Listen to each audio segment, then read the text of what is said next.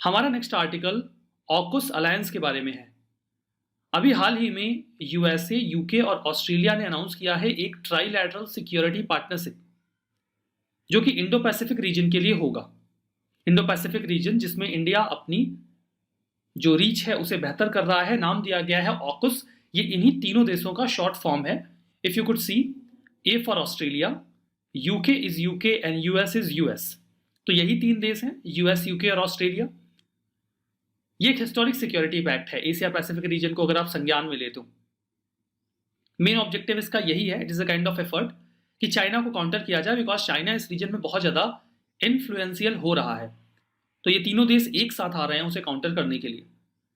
AUKUS defence security के संबंध में जो वेरियस एस्पेक्ट्स हैं उनको कवर करेगा, like science, supply chain, industrial basis, technology, इन सभी चीजों को ऑकस के इस पूरे एरेना में कवर करने की कोशिश की जाएगी।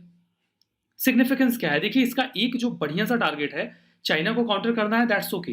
लेकिन चाइना को काउंटर करने के लिए ऑकस में ऑस्ट्रेलिया को एम्पावर करने का प्लान है। मतलब हम ऑस्ट्रेलिया को इतना ताकतवर बनाएं कि वो इस पूरे रीजन में चाइना को काउंटर कर सके। इसके लिए प्लान ये है कि यूएस और यूके मिलकर ऑस्ट्रेलिया को न्यूक्लियर पावर्ड सबमरीन्स प्रोवाइड करवाएंगे। इसमें और वेरियस सेक्टर्स में इंगेजमेंट की भी बात की गई है, जैसे artificial intelligence, quantum technology, cyber capability और जो वेरियस अंडर सी कैपेबिलिटीज किसी भी कंट्री के पास होने चाहिए for being a good naval power, वो सब ऑस्ट्रेलिया को प्रोवाइड करवाए जाएंगे।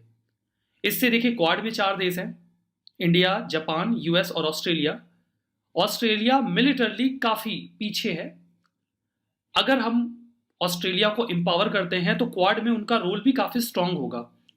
जैसे कि हम बार बार कह रहे हैं कि it is to counter China. तो चाइना का इस पर क्या रिस्पॉन्स रहा है? चाइना ने इस पूरे एग्रीमेंट को फुल्ली कंडेम किया और कहा कि ये एक्सट्रीमली इरिस्पॉन्सिबल स्टेप है। चाइना ने कुछ कंसर्न भी रेज किए ऑकस अलायंस को लेकर। उन्होंने कहा कि ये अलायंस इस रीजन में पीस और स्टेबिलिटी को अंडरमाइन करेगा और आर्म रेस को इंटेंसिफाई करेगा।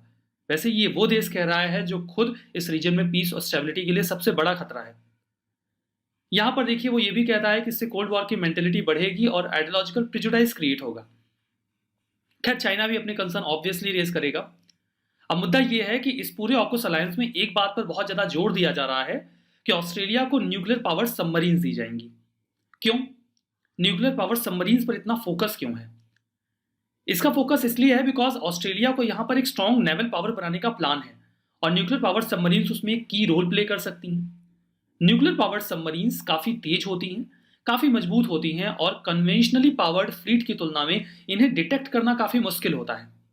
ये महीनों तक समंदर के अंदर डूबी रह सकती हैं, मिसाइल्स को ज्यादा दूरी तक शूट कर सकती हैं और ज्यादा मिसाइल्स कैरी कर सकती हैं। मतलब कुल मिला के ये काफी पावरफुल होती हैं।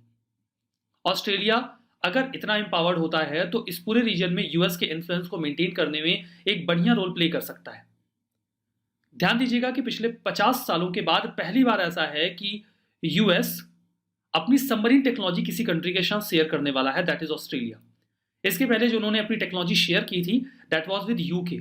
यूके के अलावा उन्होंने शेयर नहीं की पिछले 50 सालों में टेक्नोलॉजी किसी के साथ। ऑस्ट्रेलिया को अगर ये न्यूक्लियर पावर्ड सबमरीन्स मिलती हैं तो ऑस्ट्रेलिया दुनिया का 7वां ऐसा देश बन जाएगा जिसके पास इस प्रकार की सबमरीन्स होंगी after US, UK, France, China, India और रशिया।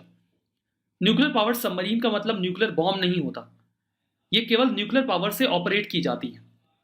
और इसके बाद ऑस्ट्रेलिया ने यह भी रीअफर्म किया है कि उनके पास न्यूक्लियर पावर सबमरीन आ जाएगी। इसका मतलब ये नहीं कि वो न्यूक्लियर वेपन ऑब्टेन करने की कोशिश करेंगे, वो ऐसा प्रयास बिल्कुल नहीं करेंगे, ये उन्होंने बार बार दोहराया है।